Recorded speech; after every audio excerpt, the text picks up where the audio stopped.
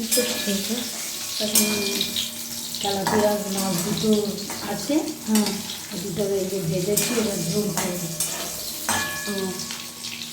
এটা করলে কি হয়ে যাবে? একটু পটল, আলু, ঢ্যাঁড়স, বা ঢ্যাঁড়স দেবে? ঢ্যাঁড়স দিলে ঝোলটা ভালো লাগে।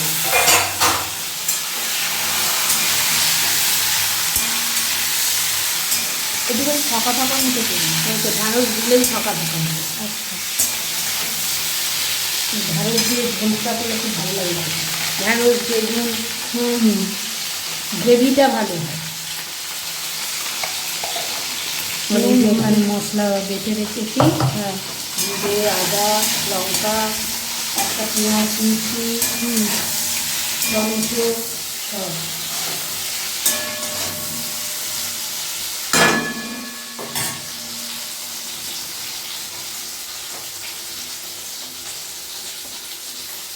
করছি একসাথে অনেক কিছু।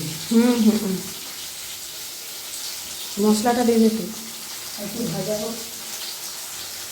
ভাজাটা ভালো হলে কী হয়, ঝোলের টেস্টটা অন্যরকম হয়।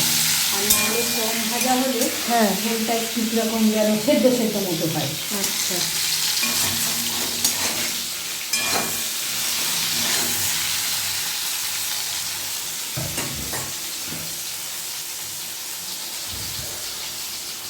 নুন দিলাম না? হ্যাঁ, নুন দিয়েছো। আর হলুদটা দিয়ে দিই। আর ধনে জিরে তো এখানে রয়েছে। হ্যাঁ,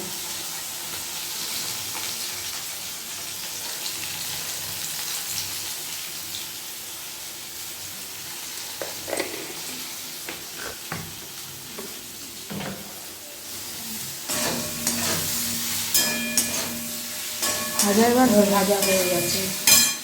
এইটা দিয়ে দেবো। হ্যাঁ, দিয়ে দাও। এটা দিয়ে একটু ভালো করে কষি, তারপরে জল ঢেলে দেবে।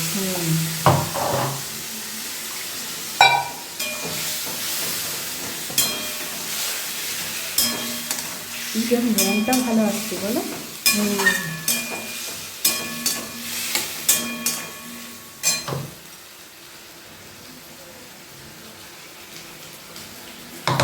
সে পরিষ্কার করে ধুয়ে দিয়ে দিতে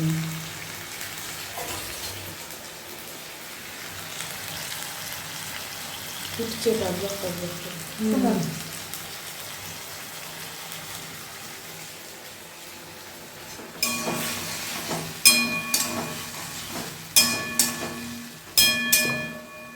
মশলা জলটা দিয়ে দিই।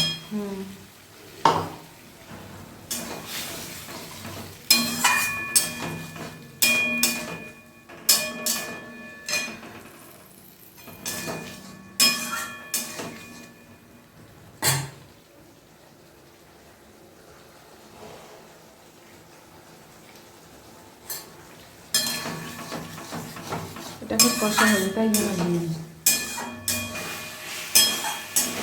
মশলা হয়ে গেছে, এবার জল দিয়ে দেবো। এবার ঝোলটা হয়ে যাবে। একটু ফুটে গেলে তারপরে মাছটা দেবো, নাহলে মাছটা গলে যাওয়া মানে ভেঙে এখন যাওয়ার মাছটা সম্ভব। দেবে না? না, একটু পরে দেবো। দিয়ে দেবো। দিয়ে দাও। মাছ দিয়ে ফুটলেও টেস্ট হয় ভালো। হ্যাঁ, মাছের এটা বেরোবে না। হয়েছে? নুনটা দেখে নিয়েছি। হ্যাঁ, আলুও সেদ্ধ হয়ে গেছে, পটলও সেদ্ধ হয়ে গেছে। আর ঢ্যাঁড়সটা ঢ্যাঁড়স তো ভাজতে ভাজতেই হয়ে যায়। এই হচ্ছে আমার মাছের ঝোলের লুক, দেখুন তো বন্ধুরা। আর একটু ঝোলটা হ্যাঁ, ঠিক আছে, ঠিক আছে।